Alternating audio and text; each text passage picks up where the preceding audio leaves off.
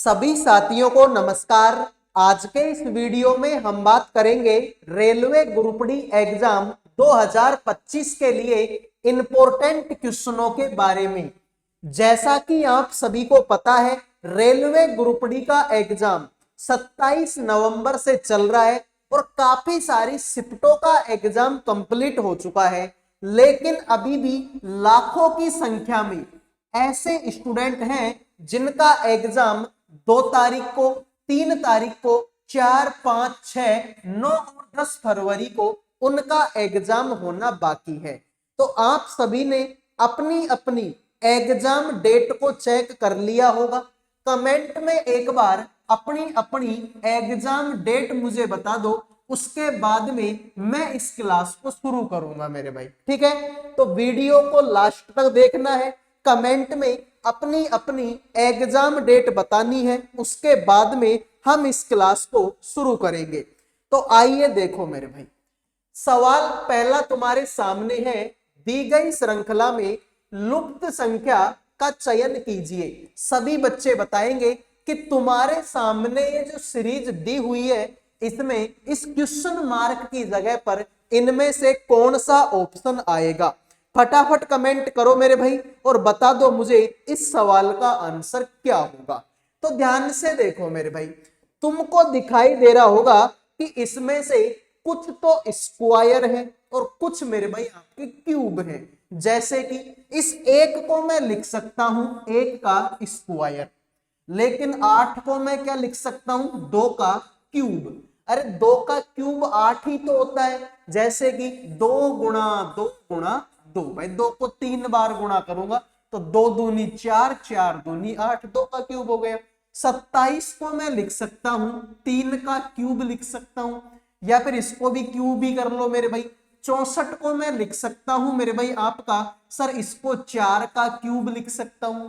तो ये 1 का क्यूब है, ये 2 का क्यूब है, ये 3 का, ये 4 का। आगे आएगा 5 का क्यूब, और 5 का क्यूब कितना होता है 125 होता है। 5 गुणा 5 गुणा 5 125 होता है। तो बी आंसर देने वालों ने मौज कर दी, बाकी सभी का गलत हो चुका है। आओ मेरे भाई, दी गई श्रृंखला में प्रश्न चिन्ह के स्थान पर क्या आएगा। सभी बच्चे बताएंगे कि तुम्हारे सामने ये जो सवाल है, इसमें आपको क्वेश्चन मार्क की जगह पर कौन सी संख्या देखने को मिलेगी। तो यहां पर आप देख सकते हैं कि बड़ी संख्या, फिर उससे छोटी, फिर उससे भी छोटी, फिर उससे भी छोटी, फिर उससे भी छोटी और फिर उससे भी छोटी। तो संख्या बड़ी से मेरे भाई क्या हुई है, छोटी हुई है। और जब भी कोई चीज बड़ी से छोटी हुई है, ऐसी कंडीशन में घटाना होता है। तो घटा के चेक करो मेरे भाई एक बार। देखो 403 में से कितना घटाऊं कि 374 आ जाए। तो 26 और 3 29 घटा दो मेरे भाई। ठीक है, 374 में से कितना घटाऊं कि 357 आ जाए। तो मेरे भाई 13 और 4 17 घटा दो मेरे भाई। ठीक है, 357 में से कितना घटाऊं कि 329 आ जाए। तो 22 और 7 सर 29 घटा दो मेरे भाई। ठीक है, 328 में से 311 घटाएंगे तो 17 आएगा। 311 में से कितना घटाऊं कि 282 आ जाए। तो 18 और 11 29। तो लॉजिक तुमको समझ में आया? हाँ सर, लॉजिक तो समझ में आ गया हमारे। देख लो, एक बार 29, फिर 17, फिर 29, फिर 17, फिर 29। तो अब की बार क्या घटेगा 17 घटेगा मेरे भाई। तो 282 में से 282 में से क्या घटा दो 17 घटा दो। 12 में से 7 गया तो 5 बचेगा, 7 में से 1 गया तो 6 और 265। क्या ऑप्शन में है क्या? बिल्कुल। तो जिन्होंने सी आंसर दे दिया उनके मजे हैं, बाकी सभी का ये सवाल गलत हो चुका है। तो सभी स्टूडेंट इसी बात पर वीडियो को कर दो लाइक और चैनल को कर दो सब्सक्राइब। उसके बाद में अगले सवाल पर बढ़ेंगे। आओ मेरे भाई देख, वीडियो में आगे बढ़ने से पहले जो भी student railway group D exam 2025 की तैयारी कर रहे हैं, जिन भी बच्चों का एग्जाम अभी तक नहीं हुआ, आने वाले दिनों में जिन भी बच्चों का एग्जाम है, उनके लिए करंट अफेयर का, जीके का, रीजनिंग का और मैथ सब्जेक्ट का पीडीएफ तैयार कर दिया केवल 100 रुपए में। 100 रुपए में आपको इन चारों सब्जेक्टों का कंप्लीट पीडीएफ मिल जाएगा। साथ में मेरे भाई अगर कोई बच्चा ध्यान से मन लगाकर पीडीएफ को पढ़ लेता है तो लगभग उसका सिलेक्शन पक्का है, क्योंकि मेरे भाई पीडीएफ में जैसे क्वेश्चन है वैसे ही क्वेश्चन आप लोगों से आपकी एग्जाम में पूछे जा रहे हैं। तो इंपॉर्टेंट क्वेश्चनों का ये पीडीएफ मात्र 100 रुपए में आपको दिया जाएगा। जिन भी बच्चों को चाहिए इन नंबरों पे व्हाट्सएप मैसेज करके मात्र 100 रुपए में आप चारों सब्जेक्टों का पीडीएफ ले सकते हैं। तो जिनको चाहिए मैसेज कर देना, नंबर तुम्हारे सामने लिखे हुए हैं। आओ फिर अगले सवाल पर बढ़ते हैं। देखो अगला सवाल क्या पूछता है। अगला सवाल तुम्हारे सामने है, यदि ए का मतलब भाग है, बी का मतलब गुणा है, सी का मतलब प्लस है और डी का मतलब माइनस है, तो बता दो मेरे भाई कि प्रश्नवाचक चिन्ह के स्थान पर क्या आएगा। जबरदस्त सवाल है, इंपॉर्टेंट सवाल है, क्योंकि मेरे भाई अगर मैं ग्रुप डी के पिछले एग्जामों को उठा के देखता हूं जो आपके दिसंबर में हुए थे और जनवरी में हुए थे, उनमें अगर मैं उठा के देखूं तो मैथमेटिकल ऑपरेशन के लगभग 3 से 4 क्वेश्चन हर शिफ्ट में पूछे गए हैं। तो बता दो सवाल का आंसर क्या होगा। तो मेरे भाई देखो 192 का 192 आगे ए है, लेकिन ए का मतलब तो भाग है, तो भाग लगा दो मेरे भाई किसका, 6 का। आगे सी है, सी का मतलब तो प्लस है, प्लस लगा दो किसका, 31 का। आगे तो डी है, डी का मतलब माइनस है, माइनस लगा दो 9। आगे तो बी है, बी का मतलब गुणा, लगा दो मेरे भाई गुणा और आगे तो 6 है। अब देखो तुम 192 में 6 का भाग देंगे, 6 तिया 18, 6 दूनी 12, 32 आंसर आएगा। एक सेकंड भाई, कैमरे की सेटिंग खराब हो गई है, लाइन वगैरह सी तुमको दिखाई दे रही होंगी, आ जाओ ठीक है। तो 192 में 6 का भाग दूंगा, 32 बार जाएगा। आगे चेक करो, प्लस में 31 है, कोई दिक्कत नहीं है। 9 पंजो 45, 9 6 54 होता है, तो 54 कर दो। 31 को और 32 को मैं जोड़ूंगा तो कितना आंसर आएगा, 63। 63 में से 54 अगर मैं घटाऊंगा तो 6 और 3 का 9, ऑप्शन में है क्या, बिल्कुल। तो जिन्होंने बी आंसर दे दिया उनका सही है, बाकी सभी का ये सवाल गलत हो चुका है। आ जाओ फिर अगले सवाल पर बढ़ते हैं। देखो उस विकल्प आकृति, ठीक है भाई दिखाई दे रहा है ना, हाँ सर। उस विकल्प आकृति का चयन कीजिए जिसमें दी गई आकृति x उसके भाग के रूप में अंतर्निहित है। आकृति को घुमाने की अनुमति नहीं है मेरे भाई। तुम्हारे सामने ये डायग्राम दिया हुआ है, ठीक है भाई, तुम्हारे सामने ये डायग्राम दिया हुआ है। ऐसा ही डायग्राम आपको बताना है इनमें से किस ऑप्शन में है। अगर तुम्हारी आंखें तेज हैं तो 1 सेकंड में तुम आंसर का पता लगा लोगे कि सर ऐसा ही तो ढूंढना है, ऐसा ही तो ढूंढना है, हमको यही तो ढूंढना है। और ये तो ये रहा, देख लो मेरे भाई, ऐसा ही तो है ये। हाँ सर बिल्कुल ऐसा है, सेम टू सेम है, जिसका मतलब सी आंसर राइट आंसर होता है। ठीक है, आ जाओ फिर अगले सवाल पर बढ़ते हैं। अगला देख लो मेरे भाई, ऐसे सवाल बड़े ही जबरदस्त सवाल होते हैं मेरे भाई। बहुत सारे बच्चों को ये सवाल क्या लगते हैं, कठिन लगते हैं। यकीन मानो जो डर तुमको लगता है ना ऐसे सवालों को देखकर, वो डर मैं आज के दिन आपका दूर कर दूंगा अगर तुमने पूरा वीडियो देख लिया तो। ठीक है भाई, लेकिन शर्त यह है कि वीडियो को पूरा देखना पड़ेगा, कोई तरीका नहीं है भाई। ठीक है, तो प्लस का मतलब क्या है कि सर ए बी का बेटा लगता है, पुत्र मतलब बेटा लगेगा, ठीक है। माइनस का मतलब क्या है कि ये इसका भाई लगेगा। 8 का मतलब है ये इसकी पत्नी लगेगी, और प्रतिशत का मतलब है कि ये इसका पापा लगेगा। तो बताइए W का U से क्या संबंध है। तो ये रहा W और ये रहा U, इनके बीच का संबंध आपको बताना है। अब जैसे जैसे मैं तुमको सिखा रहा हूं ना मेरे भाई, वैसे वैसे सीखने का प्रयास करो। ओवर स्मार्ट बनने की जरूरत नहीं है, सीखने का प्रयास करो। मैं क्या बोल रहा हूं, यहां पर प्लस है और प्लस का मतलब अभी मैं पढ़ के आया था, क्या लगता है, पुत्र लगता है, तो इसका पुत्र लगेगा ये डब्लू। तो डब्लू जो है सर ये बेटा लगेगा मेरे भाई, किसका सर, ई का बेटा लगेगा। आगे तो प्रतिशत है, प्रतिशत का मतलब क्या है सर, पापा लगता है, तो इसका पापा लगेगा ई। तो ई जो है सर ये पापा लगेगा मेरे भाई, किसका, आर का पापा लगेगा। आगे एट द रेट है, एट द रेट का मतलब क्या है सर, पत्नी लगती है, तो आर जो है पत्नी लगती है मेरे भाई, किसकी, एच की पत्नी लगती है। आगे माइनस, माइनस बोले तो सर भाई लगता है, तो एच जो है भाई लगेगा मेरे भाई, किसका सर, यू का भाई लगेगा। क्या लगेगा, यू का भाई लगेगा। अब तुम देखो जैसा जैसा, अब तुम इन सबको पटक दो कुएं में, मुझे इनसे कोई मतलब नहीं है मेरे भाई, ठीक है। तुमको ये कितने ही प्यारे लगते हो, मुझे इनसे कोई मतलब नहीं है। मैं तो यहाँ पर खुद को मानता हूं कि ये क्या हूं सर, ये तो मैं हूं, ठीक है। तो ये अगर मैं हूं तो ये मेरा क्या लगेगा, भाई लगेगा। सर भाई की पत्नी क्या लगती है, भाई की पत्नी तो भाभी लगती है।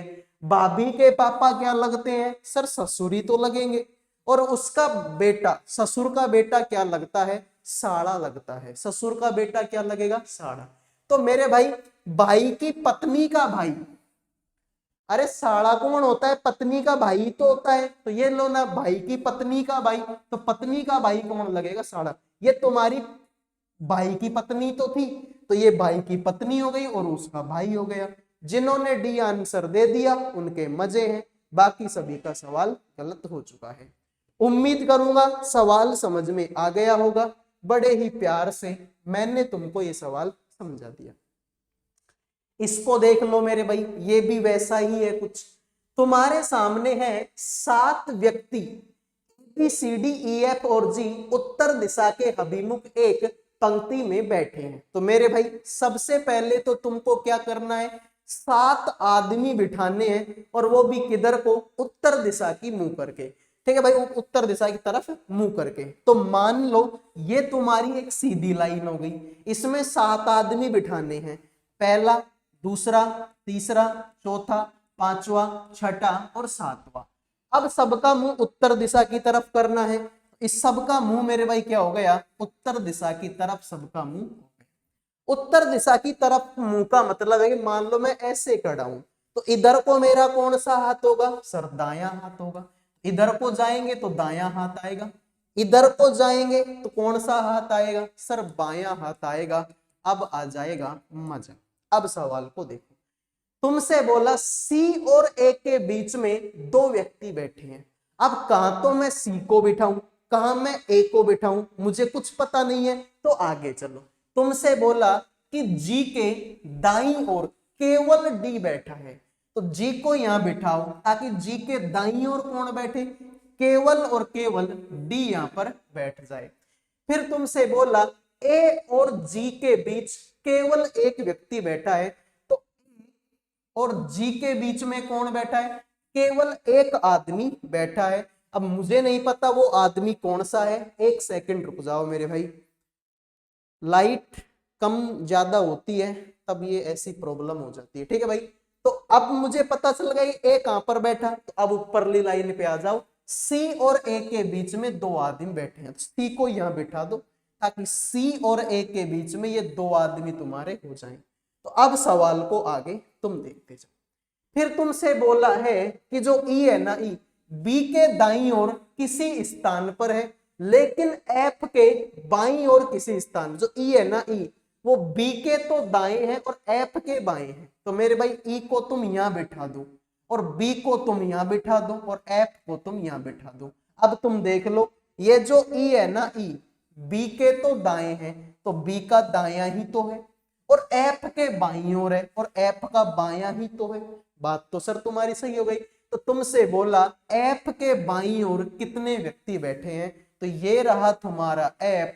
अब बताओ इसके बाएं कितने आदमी हैं, 1 आदमी, 2 आदमी, 3 आदमी और 4 आदमी। तो सर एफ के बाईं ओर तो 4 आदमी बैठे हैं। जिन्होंने डी आंसर दे दिया उनका सही है, बाकी सभी का ये सवाल गलत हो चुका है।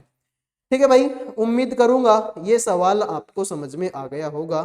ठीक है भाई, बिल्कुल ऐसा कुछ नहीं होगा। ठीक है मेरे भाई, बिल्कुल। आइए अगले सवाल पर बढ़ते हैं। एक निश्चित तर्क के अनुसार 3 64 से संबंधित है, उसी तर्क के अनुसार 5 196 से संबंधित है, उसी तर्क के अनुसार 1 दिए गए विकल्पों में से किससे संबंधित, बताओ एक का संबंध किसके साथ में होगा। जबरदस्त सवाल है। इस तरीके के कई सारे सवाल जो हैं आपको एग्जाम में देखने को मिलेंगे। तो मेरे भाई देखो, 3 से 64 कैसे ला सकता हूं मैं, और 5 से 196 कैसे ला सकता हूं मैं। तो एक तरीका मुझे दिखाई दे रहा है वो क्लियर कट तरीके से कि 3 का दुगुना कितना होता है। सर 3 का दुगुना तो 6 होता है। 6 में अगर मैं 2 जोड़ दूं, अपनी तरफ से जोड़ रहा हूं मैं 2, तो मेरे भाई 8 होता है। और 8 का स्क्वायर तुमको पता है ना कितना होता है, 64 होता है। बिल्कुल मेरे भाई, 8 का स्क्वायर 64 होता है, बात तो सही है। फिर यहाँ पे आ जाओ, यहाँ पर 5 है, तो मैंने यहाँ पर 3 का दुगुना किया था, तब आया कितना है 6। तो यहां पर अगर मैं 5 का दुगुना कर दूं तो कितना आएगा 10। अगर 10 में मैं 4 जोड़ दूं तो आंसर होगा 64, और 64 का स्क्वायर 196, सॉरी 10 में 4 जोड़ दूं तो होगा 14, और 14 का स्क्वायर होता है 196। इसका मतलब सर मामला तो सेट है, मामला सेट है, लेकिन यहां पर थोड़ी सी गड़बड़ है कि यहां पर तो मैंने 2 जोड़ा, भाई दुगुने तक तो ठीक है कि 3 का दुगुना 6 हो गया, 5 का दुगुना 10 हो गया, तो 1 का दुगुना 2 हो जाएगा। दुगुने तक तो मामला ठीक है, लेकिन आगे क्या, यहाँ पे मैंने 2 जोड़ा, यहाँ पे मैंने 4 जोड़ा।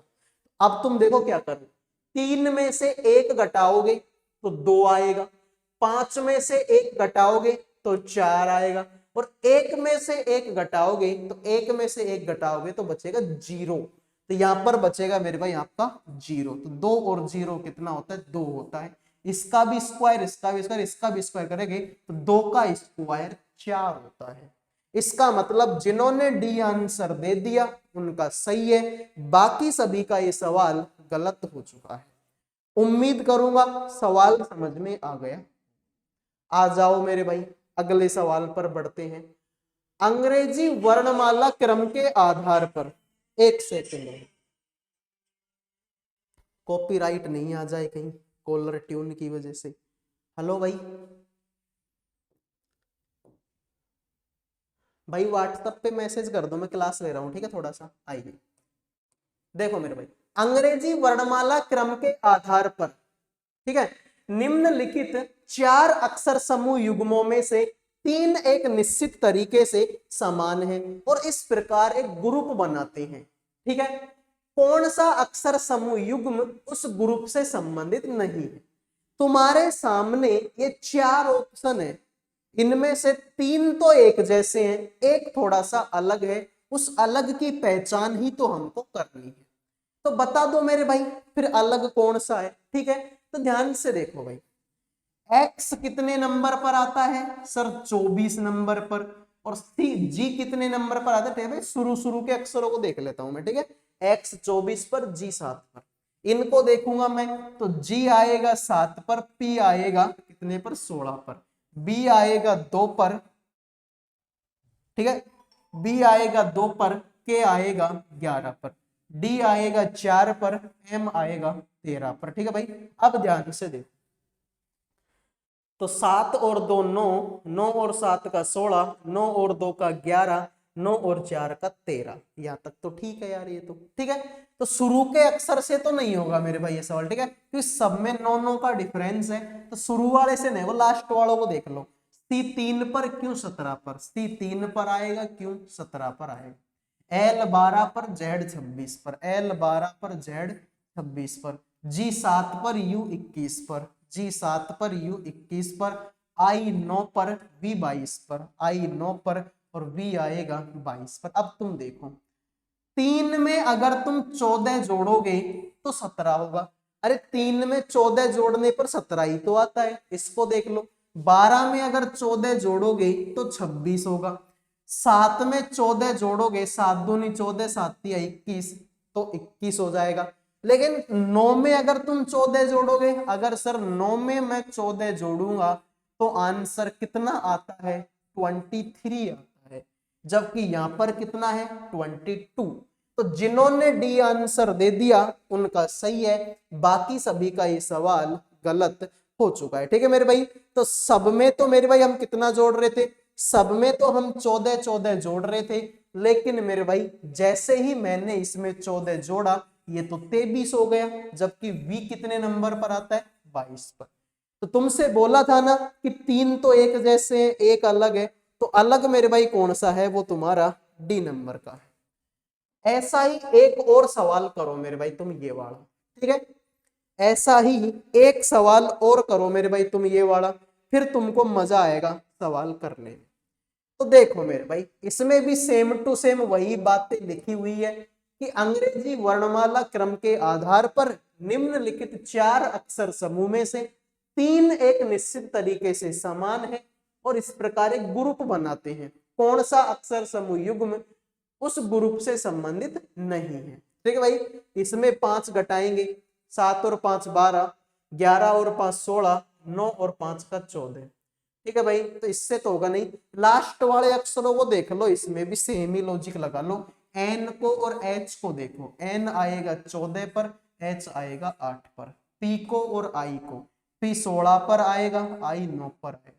टी को और एन को, टी 20 पर आएगा, एन 14 पर आएगा। आर को और एल को, आर 18 पर आएगा, एल 12 पर आएगा। 14 में से 6 घटाएंगे तो 8 होता है। 16 में से 7 घटाएंगे तो 9 होता है। 20 में से 6 घटाएंगे 14 होता है। 18 में से 6 घटाएंगे तो 12 होता है। समझ में आया मेरे भाई? हाँ सर। 14 में से 6 घटाऊंगा तो 8 आएगा, ठीक है। 20 में से 6 घटाऊंगा तो 14 आएगा। 18 में से 6 घटाऊंगा तो 12 आएगा। लेकिन 16 में से तो 7 घटाना पड़ेगा। अरे 16 में से 7 घटाओगे तभी तो 9 आएगा। तो है ना अलग। 3 तो एक, इसमें 6, इसमें 6, इसमें 6, लेकिन इसमें कितना घटाया? 7। तो राइट आंसर तुम्हारा क्या होगा? ऑप्शन नंबर बी होगा। जिन्होंने बी आंसर दे दिया उनका सही है, बाकी सभी का गलत हो चुका है। एक सेकंड भाई।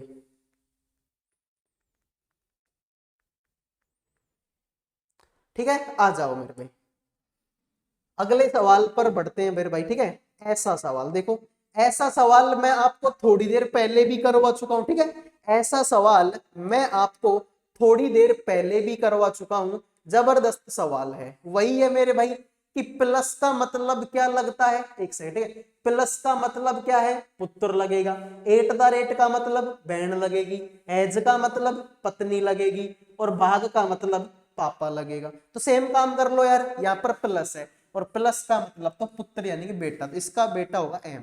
तो एम जो है बेटा है मेरे भाई किसका? सर ये तो ए का बेटा है। आगे तो हैज है और हैज का मतलब पत्नी। तो ए जो है पत्नी लगेगी मेरे भाई किसकी? एन की पत्नी लगेगी। आगे तो भाग है, भाग का मतलब पापा, तो इसका पापा ये लगेगा। तो एन जो है पापा लगेगा किसका?